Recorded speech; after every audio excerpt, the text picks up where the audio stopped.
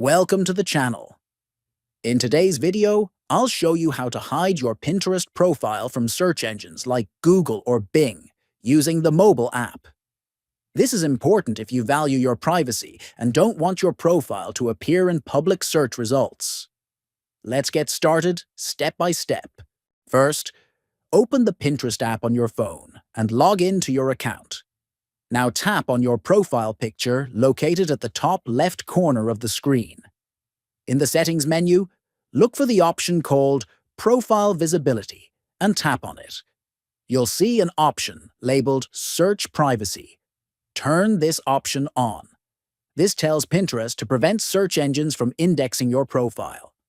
Once you've done that, Pinterest will automatically save your preference. Please note that even after turning on search privacy, your profile might still appear in search engine results for a short time until search engines update their data. Also, this setting doesn't affect people who search within Pinterest itself. Only external search engines like Google or Bing. That's it. Now your Pinterest profile is hidden from search engines. If you found this video helpful, please like, share, and subscribe for more privacy and tech tutorials. Thanks for watching.